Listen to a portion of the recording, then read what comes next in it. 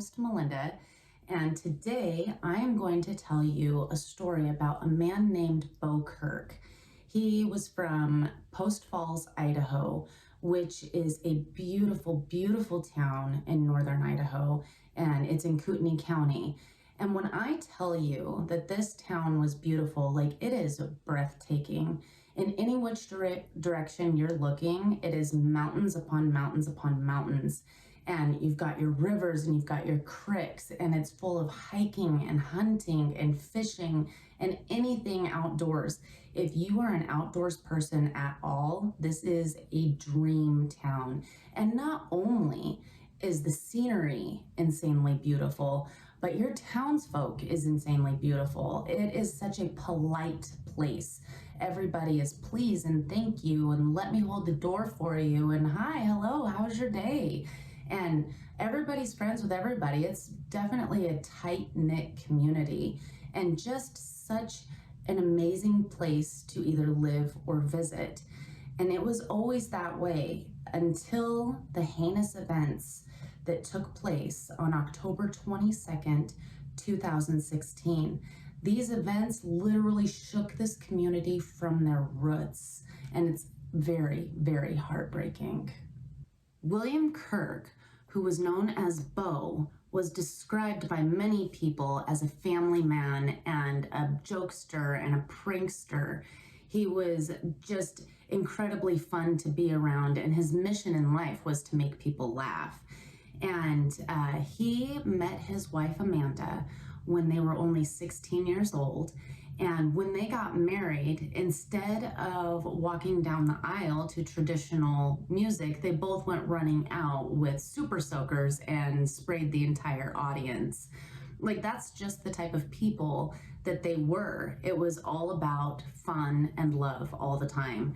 And they had 3 children, and Bo was so incredibly in love with his children. He was the type of dad that coached all of his kids' sports, and he was just so madly in love with his wife Amanda.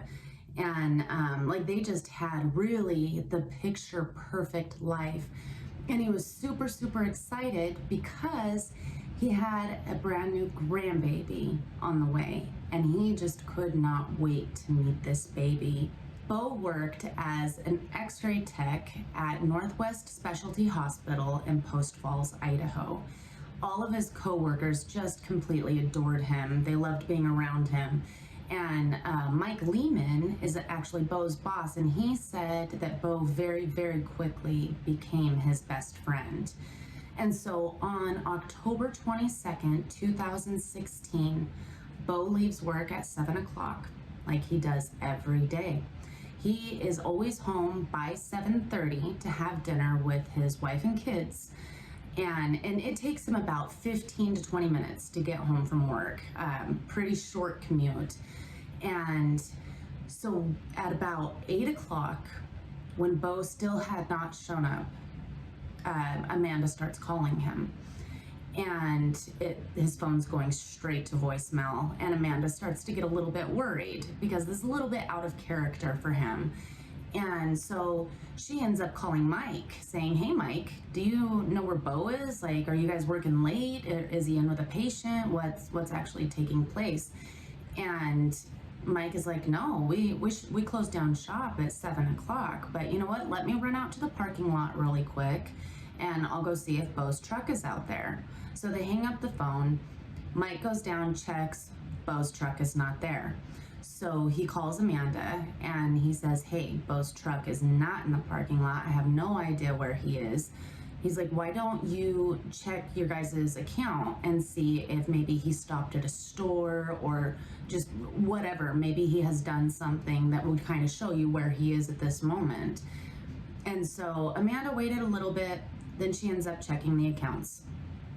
When she sees the accounts, there are 3 $300 withdrawals from ATMs. And immediately Amanda's bugged by this because Bo would never pull $900 out of their account without first discussing it with Amanda. And so at this point in time, she gets super duper worried. And at 9:21 p.m., Amanda calls 911 and says, hey, you know what? I'm really worried about my husband. He didn't come home from work. And he was supposed to be home at 7:30. Now it's coming up on 9:30. And I noticed there's $900 that's been withdrawn from my account, and I'm really worried that something has happened. And the 911 operator says, well, do you think your husband is missing? And Amanda says, yes, I do think he's missing. This is completely out of character for him. I'm very worried. So then the 911 operator, she dispatches this to the Kootenai County Sheriff's Office. And the detective who was assigned to it was actually Detective Neil Uhrig. And he said that it wasn't really an abnormal missing person phone call. Like, apparently they get plenty of missing persons calls, but usually what has happened is somebody has stopped by a grocery store, or somebody ran into somebody they knew and started talking, and time got away from them. And there's always something explainable and everything ends up fine. And so he wasn't super concerned. But then at 9:43, a super concerning 911 call comes in. And I'm going to read this to you so that I can give it to you verbatim. The caller says, we have a truck at the bottom of the driveway, totally encased in flames. There was an explosion about 10 seconds ago. The operator asks if there is someone inside the vehicle. The caller said, if there's somebody in there now, they're dead. The operator says that she will send the fire department out to help. The caller asks, do you want me to proceed down there? Oh, now it just blew up again. The operator says, I don't want you to go down there. I want you to stay away from it. Do not try to put the fire out. The caller says, oh God, it just blew up again. The operator reiterated that the fire department was on their way. So at this point in time, fire department gets down there, and the police department contacts Amanda and asks if they have a 2015 GMC truck. Amanda says, yes, they do. So they tell her, hey, this truck is on fire. And so Amanda's freaking out. Like, is my husband inside the truck? Is my husband fine?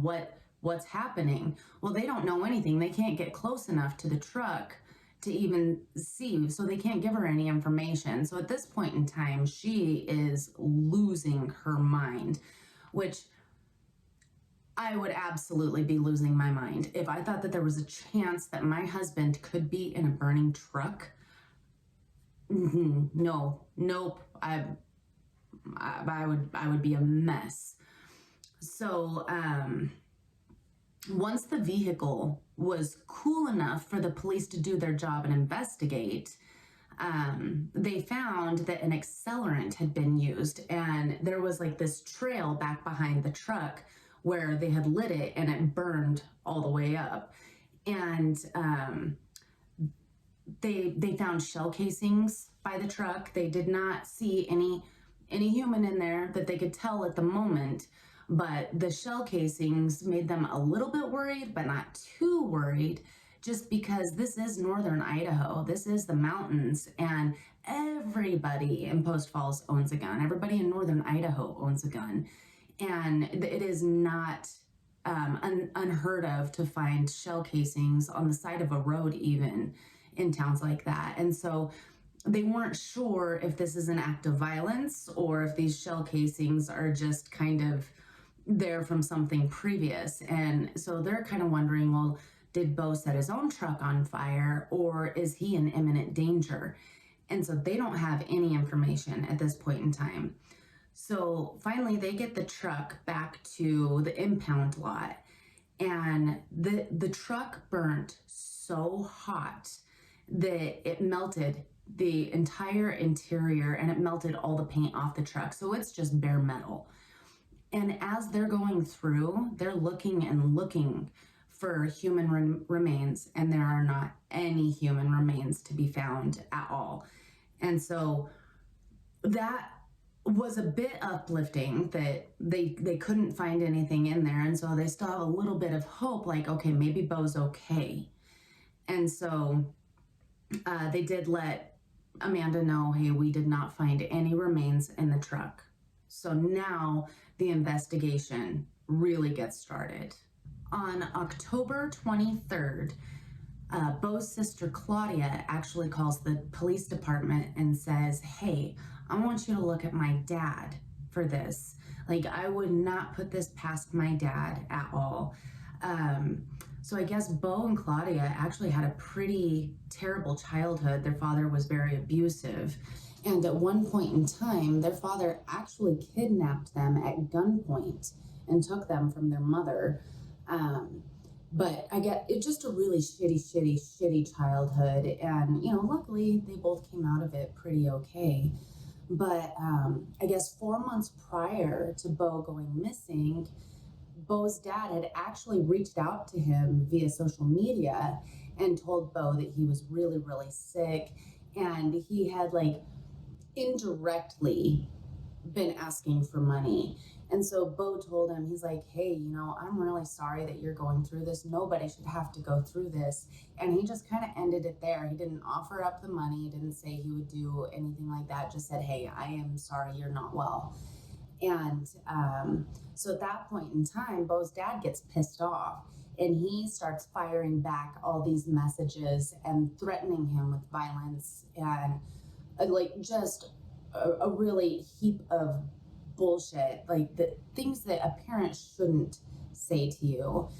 And so Claudia was very worried. Like, this really could be my dad, and I need you to look into him. While Claudia waited for the police to track down her dad, she and her family and friends, they start posting flyers all over the place, all over town. And it wasn't long before the whole community was looking for Bo. Like, they were walking through the mountains and going down into ditches and looking everywhere.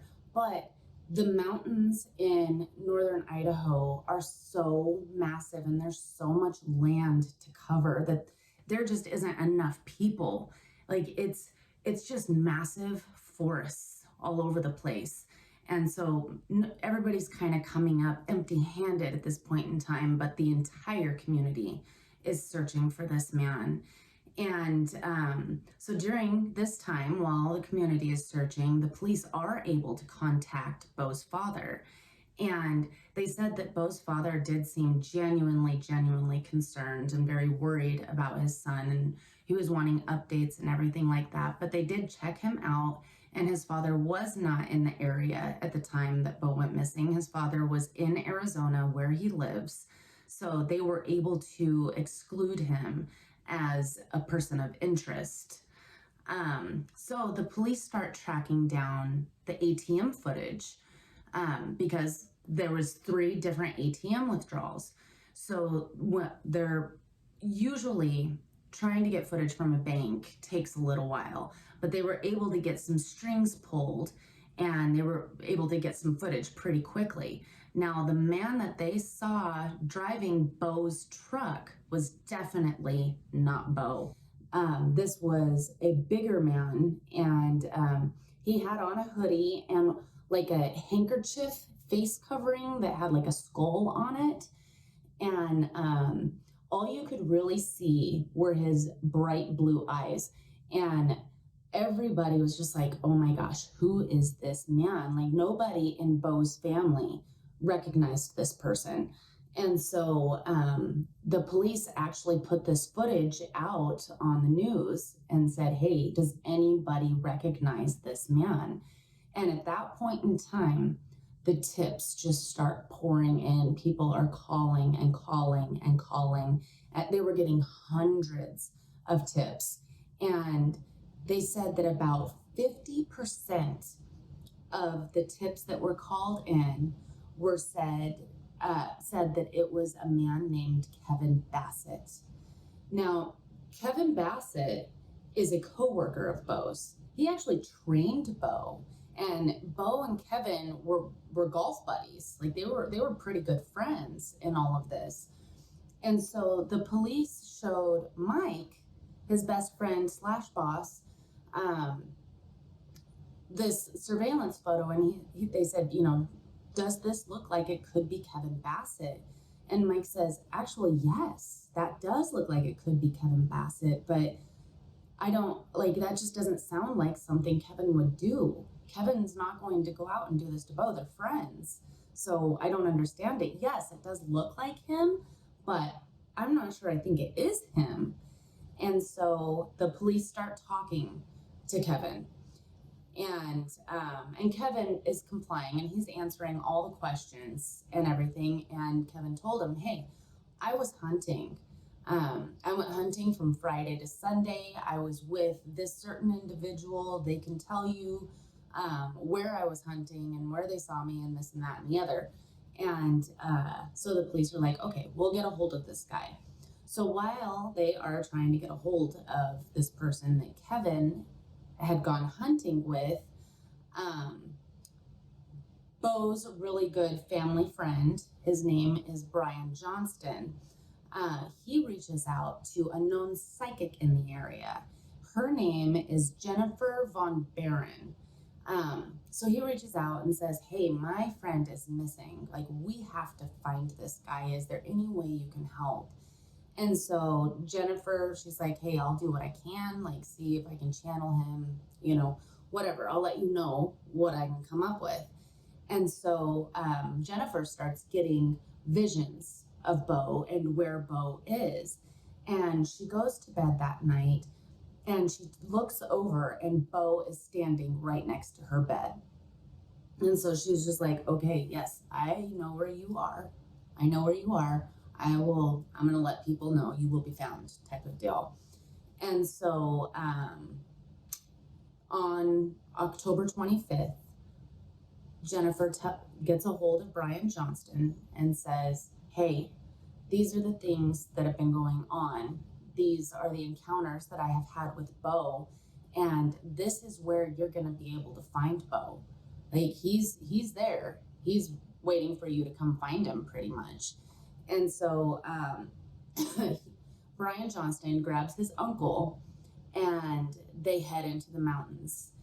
And so let's see here. Oh, so they head down Hayden Creek Road, just past a creek, and he stops. And he looks in his rearview mirror and he sees Bo's bright green Seahawk sneakers.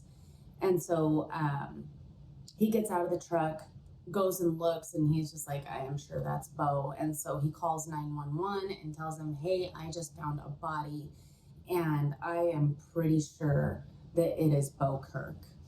So Bo Kirk was found face down in a ravine in Hayden Creek, which is part of the National Forest. He was fully clothed and his hands were bound behind his back with a zip tie. Bo had been shot 8 times in the back. So the police turned back to Kevin Bassett as they got a hold of the individual who he was supposed to be hunting with. And this individual says, "No, I wasn't hunting with Kevin." And then the police find out that Kevin Bassett had not been hunting in over 20 years. And so now they're starting to look at him pretty hard. Like, "Okay, you're lying about who you've been with. And like, you haven't been hunting in over 20 years, and randomly you are going hunting the same weekend that this man goes missing. Like, things just don't really add up." And so Kevin had been super, super cooperative the whole time until this happens, and then he shuts down and he lawyers up. So at this point in time, they don't have great access to Kevin anymore. And so the police have a press release. The police have a press release asking for any surveillance footage from the area for that Saturday evening. The nearby gas station, they send in some surveillance footage of a man who is filling up gas cans in the back of his truck. And this is happening 57 minutes after Bo is abducted. And so the man in the footage is not the same man that was in the ATM footage. So the police now know that there are two suspects. And the woman in the gas station, she tells the cops, excuse me, she tells the cops, hey, this guy is a regular here. He usually comes in with his brother. His name is Justin. I don't know his last name, but I do have his business cards, and he runs this small engine repair business. So the police end up tracking down Justin Booth. They found out his last name is Booth, so they end up tracking down his address, and they go to his house to be like, hey, why were you buying like all these gas cans full of gas at this point in time on this date? Like what exactly were you doing with it? And when they get to Justin's house, there's nobody there. So while the police are trying to track down Booth, important information comes in about Kevin Bassett. And I guess the man that he was supposed to be hunting with, Kevin has two friends with the same name. Like, how convenient is that? That's crazy. But so the police, they call the wrong one, and they're like, no. He's like, no, I wasn't with him. So they're actually able to clear Kevin on this. They're able to, track everything down or whatever. He's cleared. And the police said that Kevin was the most guilty, innocent man they have ever seen. On October 28th, the police get a phone call from an attorney who says they have a client who wants to talk to them about the murder of Bo Kirk. This client was none other than Justin Booth. And Justin Booth tells them that the other man that they are looking for, his name is David Hutto. So the story that Justin tells police is just terrible. It's horrible. So I guess Justin and David, they're out driving around looking for this home that they have decided they're going to go do a home invasion on. And Bo gets off work, he's driving down the highway, pulls up behind Justin and David, and Bo's lights are a little bit too bright, and it pisses David off. So Justin's driving, so he pulls into the next lane over, lets Bo pass. And it makes David so mad, just gives him a little bit of passenger side road rage, I guess, that Bo turns off, and David tells Justin, hey, follow this guy. I want you to follow him down. And so Justin's like, all right. So he darts across the highway, and he follows Bo to his house, and he pulls into Bo's driveway right behind him. So Bo gets out of his truck, and by the time Bo is out of his truck, David is walking up to Bo's truck, and David he's got a gun out, and Bo is just like, hey, what the hell do you want, man? And David pulls out these zip ties from his pocket and zip ties Bo's hands behind his back and tells him to get in his truck. So David is now driving Bo's truck with Bo sitting passenger, and Justin is driving his own truck. And David tells Justin, follow me to the mountains. So Justin does. He follows him up to the mountains, and they pull onto Hayden Creek Road, and David gets Bo out of the car. And before anything happens, he tells Bo to give me your PIN number to your debit cards. And he's holding a gun on him. So Bo's like, okay, here's my PIN number. Take my PIN number, take my debit cards or whatever. And so then David walks him over to the side of the street, and he tells Bo, he says, Bo, close your eyes. Close your eyes and you'll see your wife again. And so Bo closes his eyes. David takes his gun and shoots him in the back. And at that point, Bo falls to his knees, and David empties his entire revolver into Bo. And so then he reloads the gun, And Bo is already face down in this ravine. And David looks over at Justin and he says, "Do you want to stay here with him?" And Justin says, "No, I do not." And he said, "Okay." And so he shoots off the rest of the bullets into the ravine down by Bo. And so pretty much threatening Justin, "Hey, if you tell, you're going to be here with him," type of deal. So at that point in time, Justin ends up kicking David out. So David and Justin are roommates. And he and Justin ends up kicking him out because David has been threatening Justin and threatening Justin's family's lives. And like things were just getting scary. Justin was now terrified for his life. So the cops end up tracking down David Hutto. And David Hutto tells the exact same story, but in reverse.